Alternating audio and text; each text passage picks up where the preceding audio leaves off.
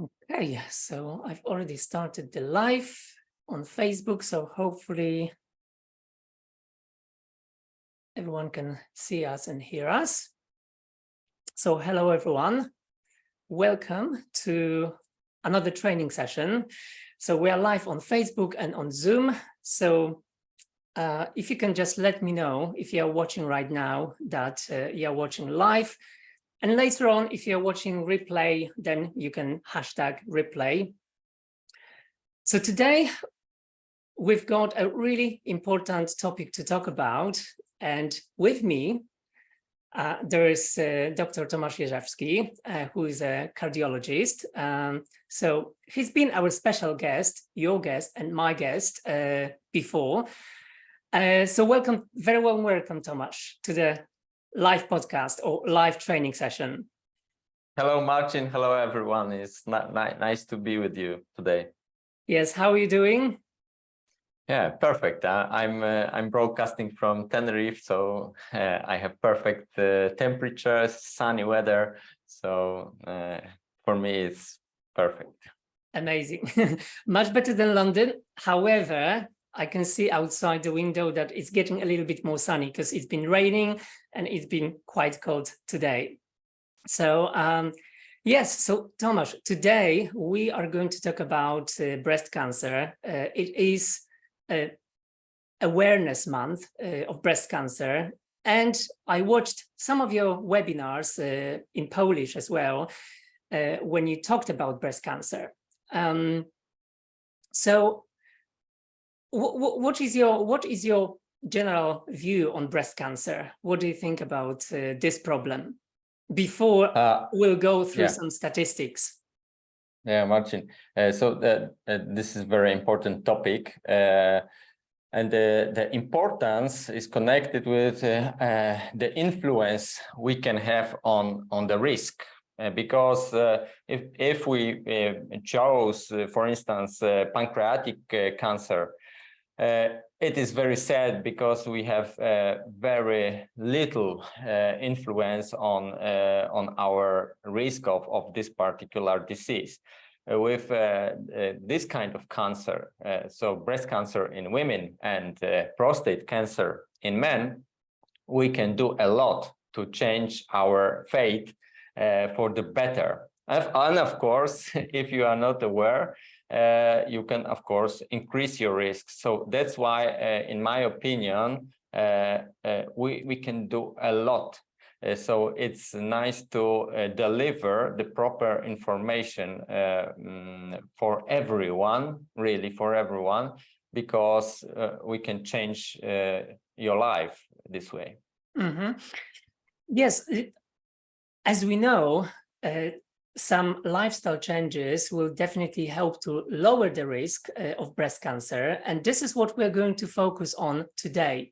But first of all, let me just briefly tell you a quick summary of the training session or the live podcast today. So first of all, I'm going to tell you about some statistics and also the importance of self-screening, because that's really, really important. Also, we will mention some common signs and symptoms of breast cancer.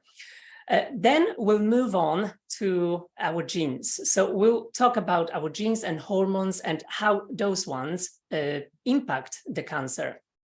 Then we will try to explain the predictive genetic test for cancer. We'll tell you about the pros and cons of such test. Then we'll discuss some dietary options that you can use or you can implement into your daily life that may prevent cancer, and some products that are cancer enemies, and some products that you should avoid because they sort of feed the cancer. Also, I'll ask Dr. Tomasz to explain how oral contraceptive pills and hormonal replacement therapy and statins impact breast cancer. And finally, closer to the end of the live today, we'll discuss some factors that may increase the risk of breast cancer, as well as we'll give you some list of daily activities and supplements that will lower the risk of cancer and will help you live a healthier and happier life. So first of all, some statistics. I'm not sure if you're aware of that, but breast cancer is the most common cancer in the UK, with one woman diagnosed every 10 minutes. Around 55,000 women and 400 men also suffer from breast cancer, are diagnosed in the UK every single year. Every year, around 11,000 women and 85 men unfortunately die from breast cancer in the UK. And that's nearly 1,000 deaths each month, or we can say 31 each day. So that's a staggering number. Breast cancer also is the fourth most common cause of cancer death in the UK. Another very important factor that I would like to pay attention to is self-screening. Tomasz, from your experience, and for example, you live now in Tenerife, but also you travel to Poland. Do people, especially women, self-check, or it's not really common? You know, Marcin, it depends on the level of your education, of this level of your self-awareness, how you approach your health and lifestyle. What I'm observing during my, let's say, more than 20 years of medical practice, that it's more common now than used to be in the past, but still we have a lot to do to popularize and to talk about it. And every year in October, we try to deliver a next portion of information and remind about the simplest way of early diagnosis of this problem. Because I think that early diagnosis determines how successful the treatment can be, right? Yes, definitely. This is, this is the crucial point. If we can spot the problem early, the treatment is less invasive, is conservative, more conservative. So it's better for everyone. Yeah. For the doctors, and of course the prognosis for the patient is dramatically better in this way. I found some statistics, and in the UK, nearly 40% of women do not check their breast regularly for potential signs and symptoms of breast cancer. And there are certain reasons why they don't do that. 53% simply don't remember about that. So they just forget about doing regular checks. Nearly 40% basically they don't know how to do it properly, and it's not their habit to do it. Then another reasons maybe they don't really know what to look for, and some of them, they feel that they may not know whether something it's a symptom, a sign and symptom or not.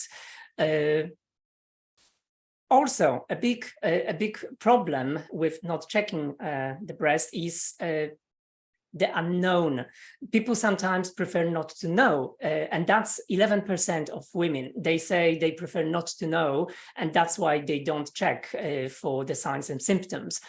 So one of the common breast signs and symptoms are, for instance, a lump or swelling. They may be changes in the size or shape of the breast, a different texture, color. They may be unusual discharge. So these are the signs and symptoms that you may notice. And if you do, you should really speak to your GP as soon as you can. So now, Tomasz, let's focus a little bit on the family history, genetics, factors, and hormones. As we know, breast cancer is hormone sensitive or hormone dependent. So can you explain what that means? Yeah, breast cancer can be hormone sensitive or hormone dependent, and it is, if it's already if we can say like this, it is this maybe a little bit better scenario, because a little bit more than 70% of all breast cancer diagnosis is this kind of hormone dependent on hormone sensitive breast cancer. What this means? It means that on the surface of the cancerous cell, we can see the receptors for the estrogen, so for the hormones. So the presence of estrogen hormones, it means that we have hormone dependent or sensitive breast cancer cells. Another, let's say 20 to 30% of breast cancer is you cannot see, you cannot detect those receptors. So we talk about hormone negative or estrogen negative breast cancer. Of course, what we can influence with our lifestyle modification is this 70% part, because we can influence more and lower the risk of estrogen dependent breast cancer. Our modifications are much lower in this negative type of cancer, but 70%, more than 70%, it's really a lot, and we will focus on this particularly on this group. So this is the case with negative and positive breast cancer. What about those genes?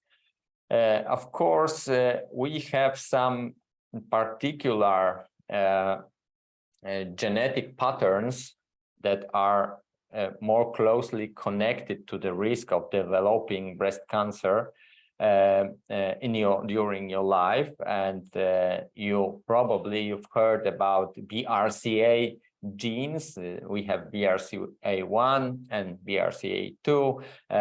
Probably you've heard because some very famous people are examining themselves because they have risk running in their families, and there is a very big discussion about the preventing mastectomy in people who have this variant of carriers of these BRCA genes. Mm-hmm.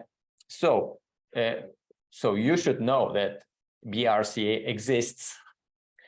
You should be aware that in your family, if in your family you had the diagnosis of breast cancer in your parents or siblings, you may be at higher risk. So you should be in this group that should be screened for these BRCA genes. But the second thing is how big is this problem with the genetic background of the breast cancer? Because looking at the headline news connected with breast cancer, we can have an image that is a huge problem. So taking into account all those numbers you Marcin mentioned just a couple of minutes before, that we diagnose a lot of breast cancer every year in UK, in United States, in Poland. I have some statistics, of course. But the proven genetic background of those breast cancer is connected with 10% of those diagnoses. Mm-hmm. So 10% of all the breast cancer diagnosed every year has a strong or confirmed genetic background. Mm-hmm. On the other hand, 90% of all those cases are more connected to your lifestyle than to your genetic backgrounds. And mm-hmm. This is the very strong message I want to transmit and pass to you at this moment, because 90% is dependent, it's not your fate, it's dependent on your everyday life choices, and 10% is a genetic risk. And we have special tests. You can detect those genes, whether you have positive or negative. Now we have, let's say, bedside tests, point of care tests. You can order the tests to your home even, and to perform simple tests. Is it a swab test? Yeah, it is, or a swab test, or this pig test with the blood drop. So it is very easy. It's not an expensive test. It's very affordable. So I want to stress it that if you have any family history, or maybe you are anxious, it's better to order this test and perform, and you will know once for a lifetime. Yeah, in the UK, we've got available the predictive genetic test for cancer risk, BRCA1 and BRCA2.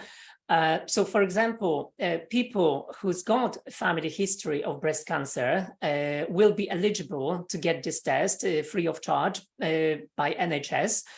But also, I think it's very important to highlight that even if the test is positive, it doesn't mean that someone will suffer from cancer in the future, or someone has got cancer, right? Because some people may think that if the test will be positive, it indicates that in the future, they will suffer from cancer. Yeah, we have to explain it. If you have positive test, you are at higher risk than the person who has negative, but it's not the 100% sure situation that you will get this cancer. You have more risk. It doesn't imply that you will get this cancer. So that's why the whole discussion is going on around this mandatory, let's say, mastectomy after the positive test. And it is very, tricky discussion. Yes, so definitely let's sum up. So number one, in order to prevent cancer and increase the survival rate, is to do regular self-checks. So regular self-screening, but also it is a good idea to do swab tests or blood tests in order to determine if you are at higher risk, because then you can take some preventative steps in order to lower your risk. So, so that's genetics. How about hormones like estrogen, progesterone, and breast cancer? Yeah. As we talked, the 70% of the cancer cells generally of this particular kind of cancer, so we're dealing with breast cancer, have the receptors for those steroids, sex hormones. And of course, why it is important? It is important because when the estrogens connect with the receptors, they can help those cells give the stimulus to divide, to grow. If you, on the other hand, if you block this connection, if you lower the estrogen level, you can slow down the growth of the cancer cells. So it is very important message. For example, if the woman is treated and has some anti-cancer drugs, chemotherapy, so later on she is given anti-estrogen drugs for a couple of years. So just anti-estrogen drugs. So because if we lower the estrogen level, if we even give you anti-estrogen drugs, this way we will keep this cancer at bay, let's say. Okay.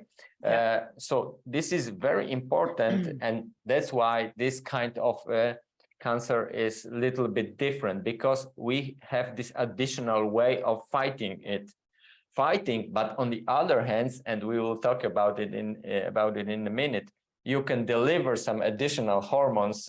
Sometimes you don't even know about it, but that you help this cancer grow. Yeah. So basically, we can say that a hormone is important for this type of cancer to grow and survive, right? Yes. And it is important for this cancer to take an advantage over your immune system, because your immune system, your body is trying to fight it. But if you help those cancer cells, the result of this fight is really poor for your body. Yeah. So now let's move on with our talk, and let's focus on food and beverages that should be avoided in order to keep cancer at bay. So let's start maybe from meat consumption and cancer. Okay. So, of course, probably you've heard that meat is not very healthy diet option, but we have some, let's say, straight and very interesting data that if you want to lower your breast cancer risk, you should avoid the processed meat. Yeah. So. First of all, we had a quite big project which was called the Long Island Breast Cancer Study Project. And they just compared the women who did not have meat, processed meat, and the women who on a regular basis had grilled, barbecued, and smoked meat. So the risk of breast cancer of meat eaters women was 47% higher. So it's quite big difference. But we have another project which was Iowa Women's Health Study, and the same pattern, meat eaters and no meat women, and the risk was 5 times higher. So 500% higher risk of getting breast cancer. So of course, if you like to have some meat, you should look for organic origin meat, and you should avoid much of the processing. So the processed meat is much more dangerous than let's say only cooked one. Yeah? So the not very nice information for meat eaters. Yeah, but are we talking about all types of meat, like beef, chicken, turkey, or is this any particular type of meat that should be avoided in particular?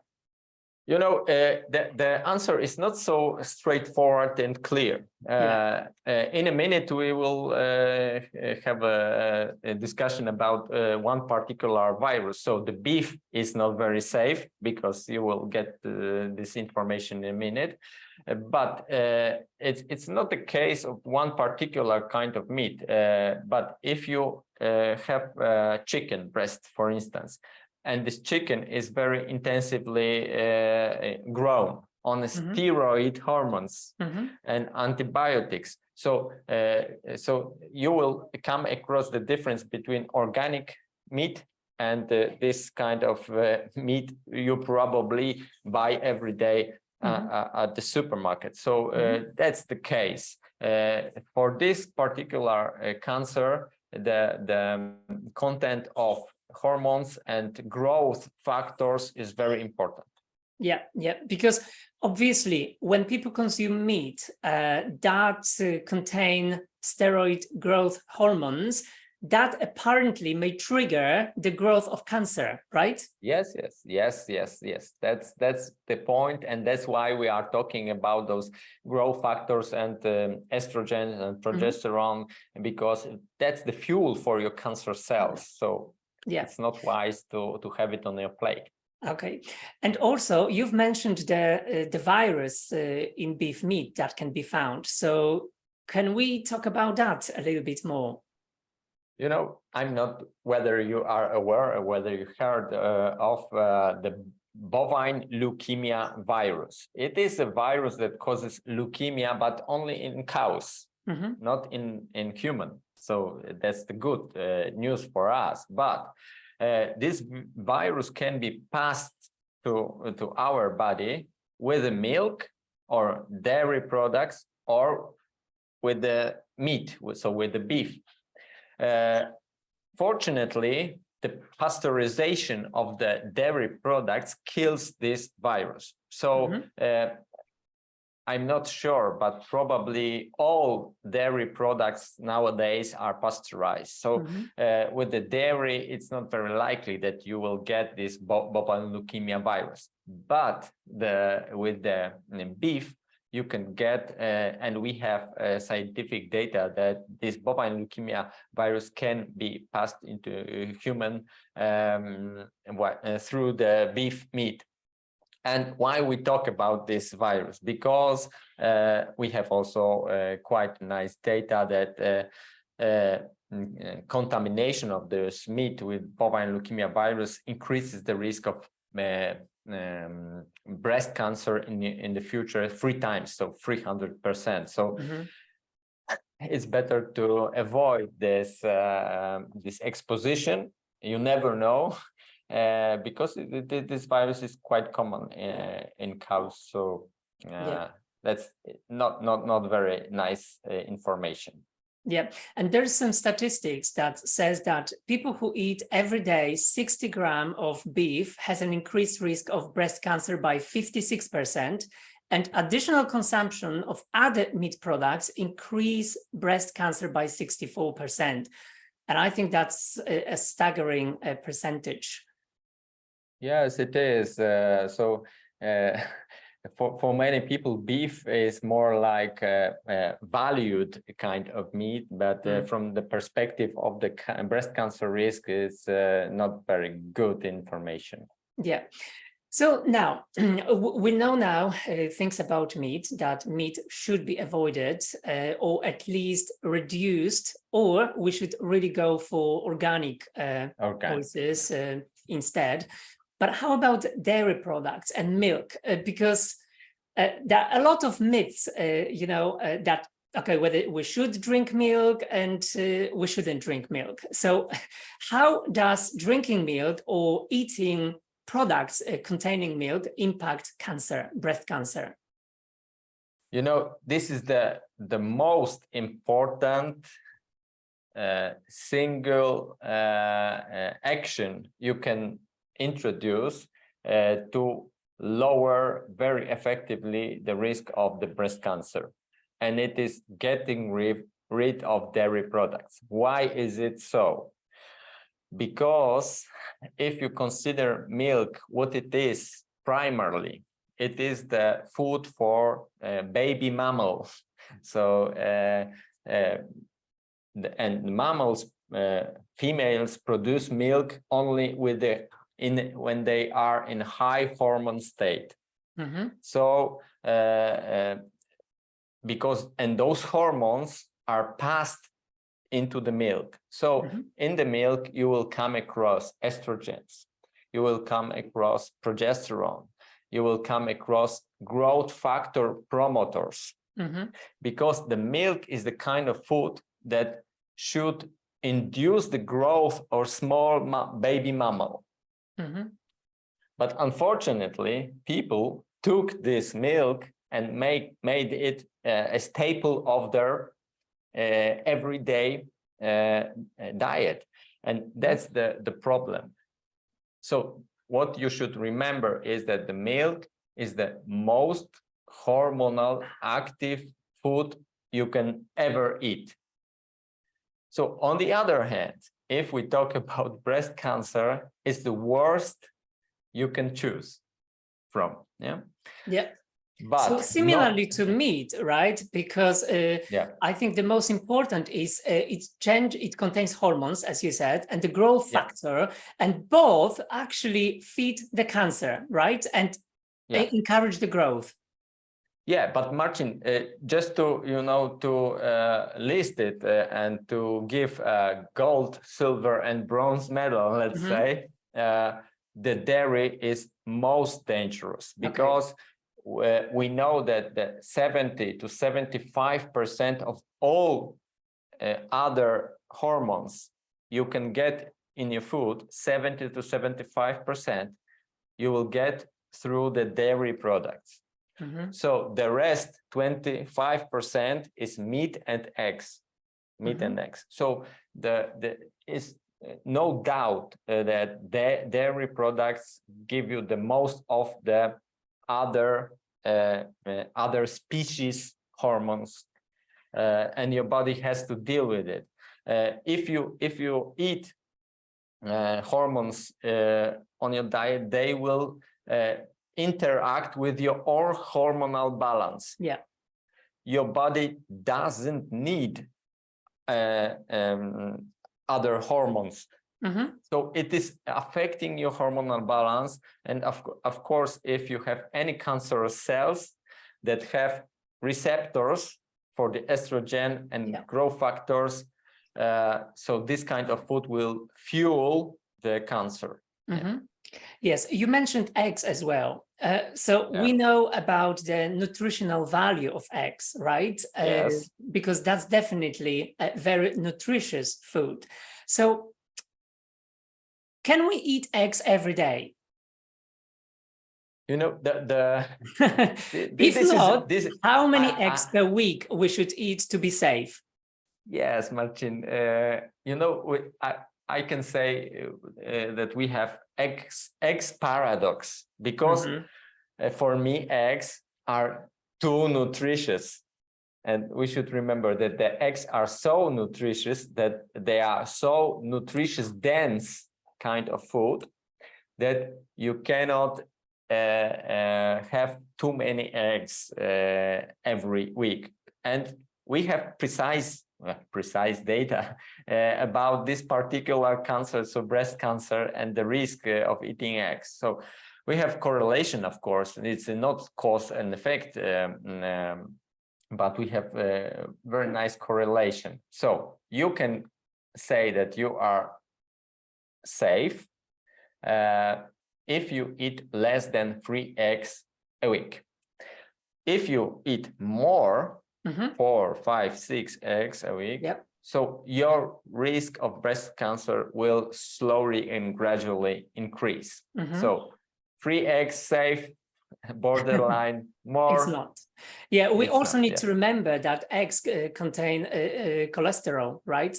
Yeah. And they can increase cholesterol. So if you eat more than that, and you are, let's say, 40 plus, that may increase the level of the bad cholesterol in your blood. Yes, and that's the next box with the next problems, because that's why I just said that we have problems with eggs, because they have too much of everything, and this is very condensed. It is very packed. So we have a lot of cholesterol, and you should remember, and it's not the case of the breast cancer, it's the case of every cancer. So quite universal kind of message. If you have cells that want to divide very rapidly, that want to grow rapidly, and the cancer is the scenario, that this is the disease that doesn't want to be controlled by mechanism of your body. So if the cells try to divide very rapidly, they need a lot of cholesterol, because they need cholesterol to build the walls, to build the cell organelle. So they need cholesterol. So if you deliver a lot of cholesterol, this will be the good message, predominantly for the cancer cells. Yeah. So of course, and of course, cholesterol is important, but in this scenario, it will be sucked by the cancerous cells. So we know from some trials, and we have a correlation that women with higher cholesterol level have a poorer prognosis if diagnosed with breast cancer. Yeah. So there is a correlation. You shouldn't have elevated cholesterol. You should avoid such rich cholesterol sources, dietary sources, as eggs, for instance. Yeah, yeah. And also, it's very important to say that we've got the good and bad cholesterol and also triglycerides, right? So basically, the ratio of the good and the bad cholesterol and triglycerides should be in place. So I think it's a good idea also to periodically do a blood test to check cholesterol levels. So when we talk about the cholesterol, let's talk about fat now, and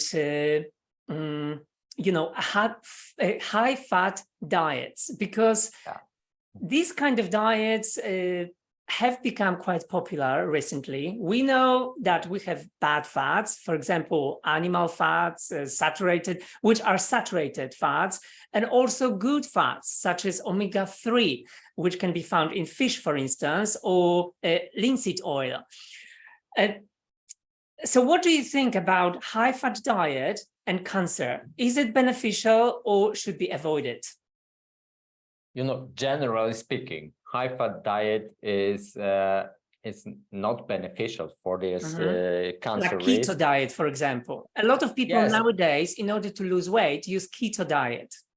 Yeah, because it is probably the most effective reducing weight diet, but it's not, at the same time, it is not the healthy diet. So it's your decision.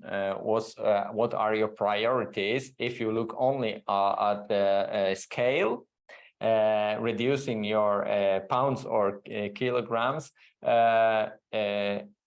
you may end up with some health problems. And this also of course I am cardiologist, but today we are talking about the more oncology. But from this perspective, we have a lot of studies, and we clearly see that on a high-fat diet you have a higher risk of breast cancer. But not every fats are equal. For instance, if you asked about the keto diet, you can get plant-based keto, so vege keto diet. This diet, of course, is not as risky as the keto diet based on the animal fats. So animal fats, saturated fats, plant fats, and polyunsaturated fats, which are, let's say, preventive even, because you mentioned omegas, omega-3, omega-6, omega-9, monounsaturated fats. These are very important. They are important for your immune system. So I don't want to pass the message that all fats are bad. Completely not this way. But you should take your fats predominantly from the plants. You need, of course, some EPA and DHA. You can, of course, take them from some fatty fish, but there are some particularly interesting risks, of course, with the fish consumption, and probably I will have an occasion in the future to also report those risks if you are interested. But my solution is to take those fats from the algae, and that's what I will propose probably in the future, because these are very healthy fats, but of course we have some contaminations. There's no time today to tell you more about it. But so the question was, high fat diet it's not a good solution if we talk about breast cancer. Plant fats are better than animals. You should avoid saturated and trans fat and fats which are very processed. So frying, oils, many oils are plant-based, but they are, let's say, ultra-processed fats. Yes, so you should be aware also about this. Yeah, and also if we go to eat fish, we should opt for a fresh fish rather than smoked one. Fresh and wild, fresh and wild, because you don't want to even hear those numbers and those information, how many dioxins, how many metals are in this fat dioxins, metals and other pollutants are in this flesh of those fish and in the fat of those fish, because for instance, dioxins are stored in the fat of the fish. Mm-hmm. That's why it's not a perfect idea to take nowadays just a random fish as a source of good fats. Mm-hmm. It's not this healthy way. Yeah. Now. So we know roughly now what kind of food we should avoid. Drinks, I think that's pretty obvious, right? Yeah. Drinks which are full of glucose, fizzy drinks full of glucose. They very often contain a lot of preservatives as well. So that should be definitely be avoided. So now, for a while, let's focus on the food and beverages that are cancer enemies. So if not meat, then basically plant-based diet will be good.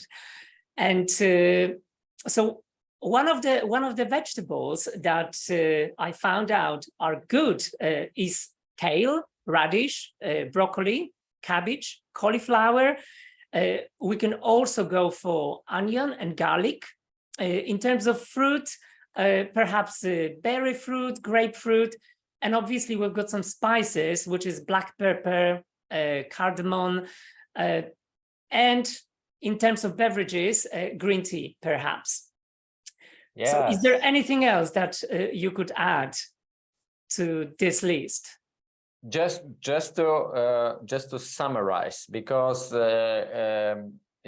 you gave this perfect list, because from the veggies point of view, you have two groups. So cruciferous vegetables like broccoli, kale, cabbage, cauliflower, and allium group. So garlic and onion. These are two leader groups which are very strong anti-cancers.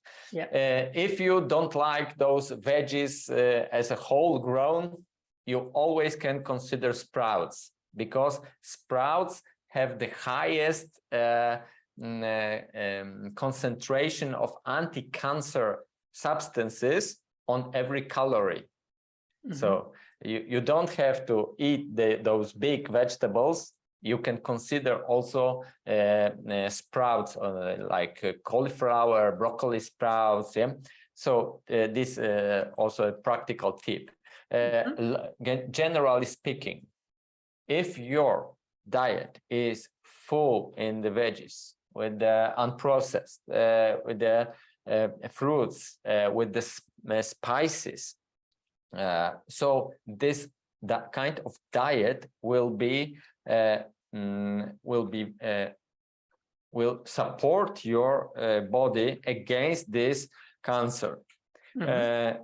If otherwise, if you will reach for very processed fast foods, greasy, fatty, and more animal, so this is a plant-based, and you can go to the processed and animal and junk.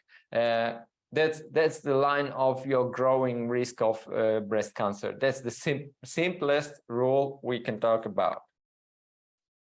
Yeah, and also I think it's very important to mention that at the moment, you and me and everyone who's watching has got some cancer cells inside our bodies.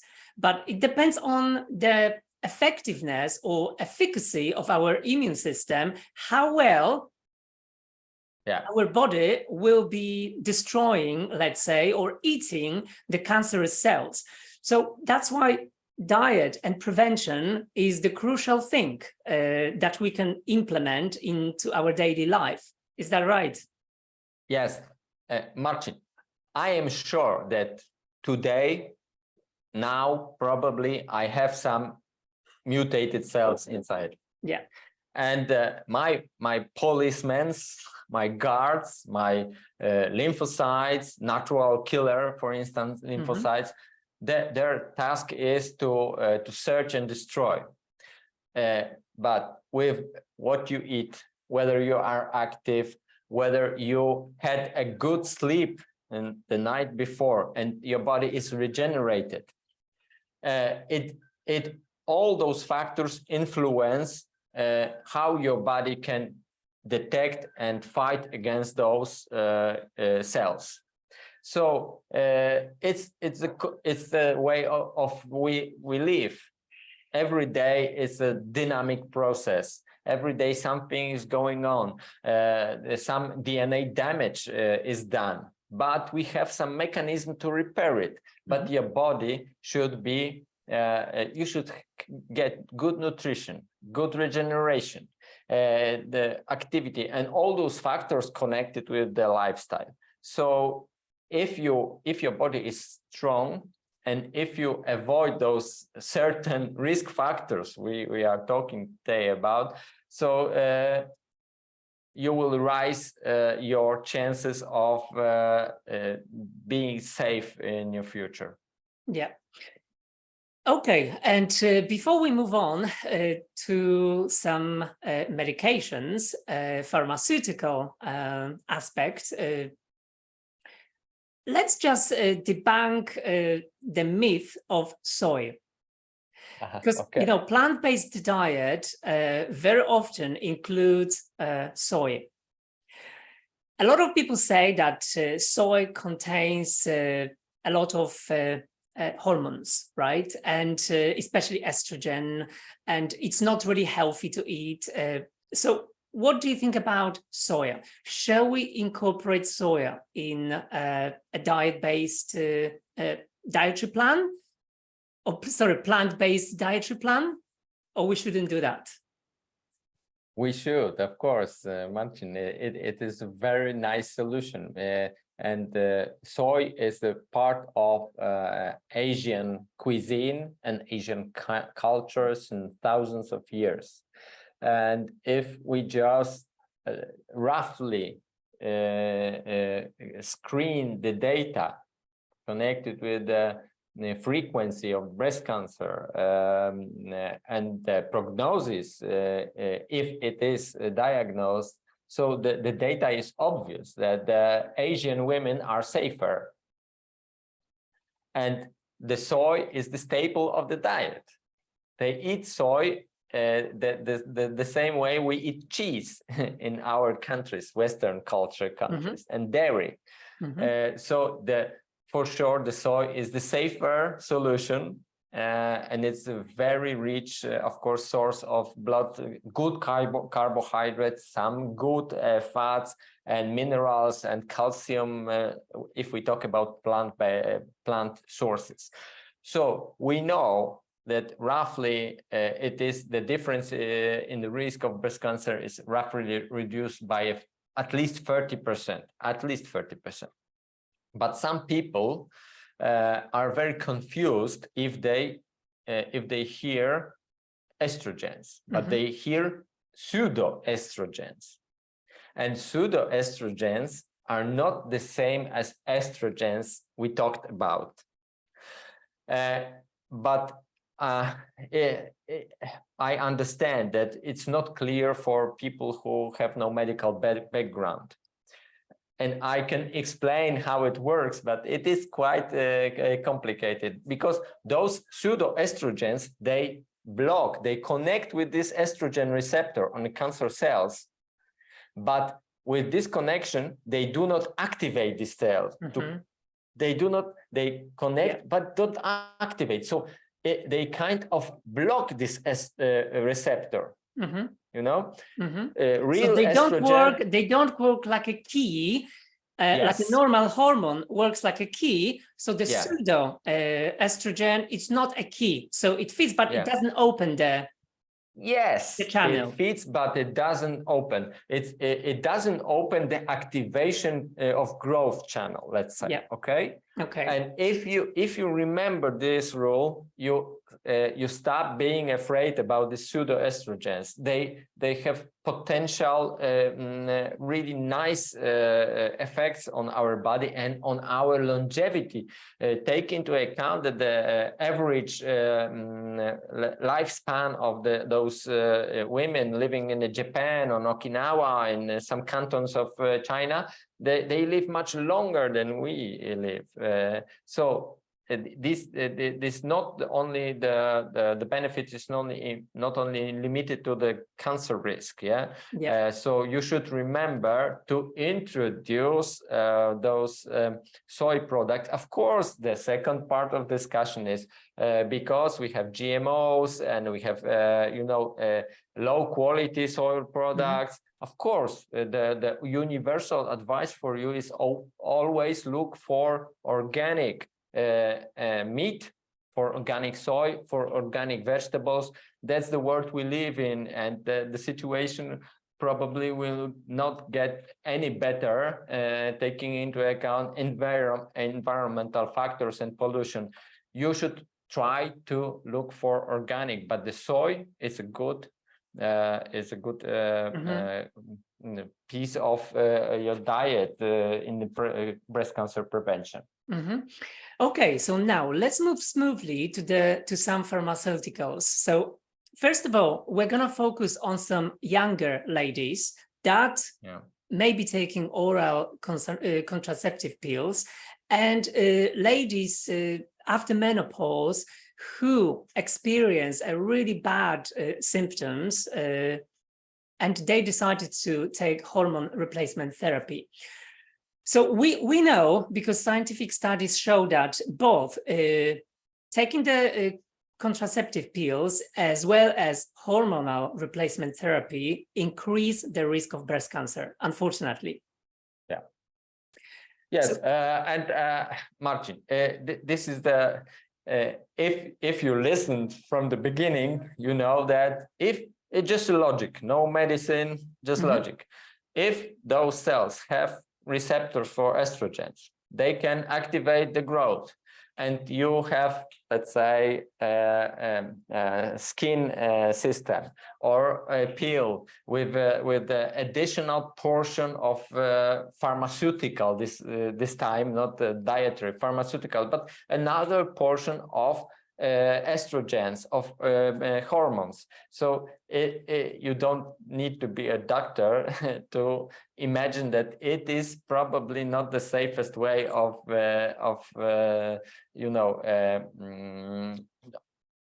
treating yourself. So we know that the risk is higher when you take those oral contraceptives. If you stop taking them, the risk is slowly, gradually going down. So that's the more optimistic news. Okay. And this risk, of course, grows with the time during your life on being on the hormonal therapy. And it doesn't matter whether it's a contraceptive or hormonal replacement therapy after menopause. So it's, generally speaking, we have some very brave ideas to bombard our bodies with additional hormones, with the food and with some pharmaceutical products. But taking into account as a common denominator breast cancer risk, it's a not good idea. It always rises your risk, and it is not logical from the medical perspective.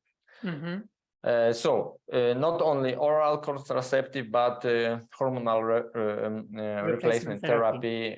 It's also another portion of hormones. Of course, some women feel better, have less of those menopause symptoms, but from the cardiological point of view, from the oncology point of view, it's not a good idea. And also, we mentioned that high cholesterol also increases the risk of breast cancer, but some people are prescribed statins by their GPs in order to lower the cholesterol. But we know that long-term administration of statins also increases the breast cancer risk.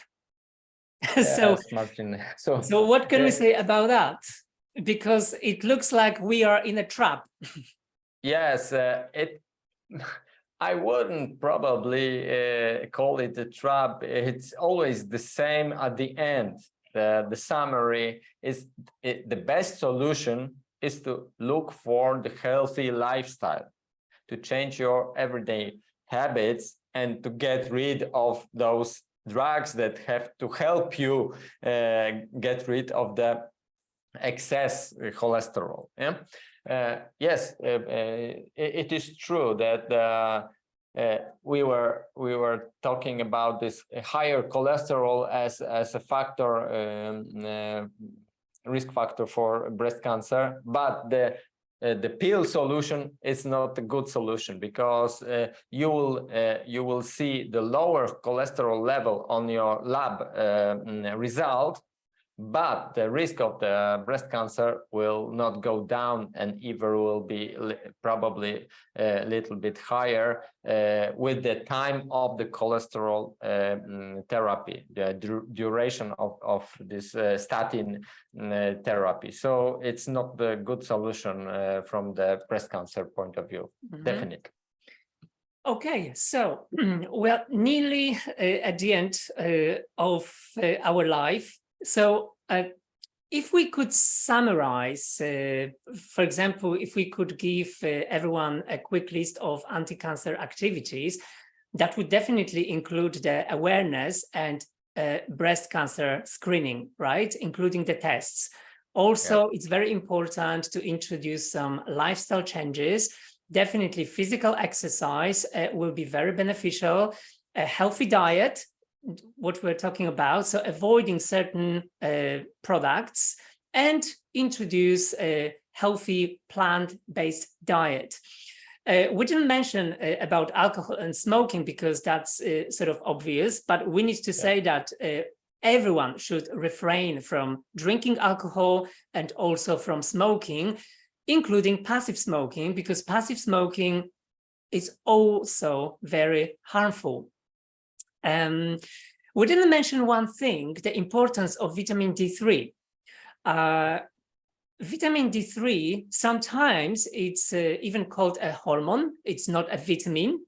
It's really, really important for our immune system, and also it's very important in prevention of cancer. I read some scientific studies, and every single patient diagnosed with cancer, when checked vitamin D3 level, the vitamin D3 level was very, very low, was extremely low. So what should be the correct vitamin D3 level? And shall we supplement vitamin D3 all year round or only during the winter and autumn time? Marcin, this is very, very important message, because you mentioned that this is vitamin, but it is a hormone, and it is connected with the cell's growth. So that's the point of this cancer prevention. Vitamin D, if you have it at the proper level, will regulate the cell's growth, and that's the first point, and your immune system activity, and it will support your immune system, so it will support your policemen. Of course, many other actions of vitamin D. Of course, you know, the calcium, the anti-inflammatory, but those two, cell growth and immune system support. But vitamin D will act supporting those two mechanisms if you have the proper level. And now you should listen. You should get more than 50 units and above of vitamin D, of active vitamin D. Because if you get less than 50, the vitamin D supports the calcium absorption.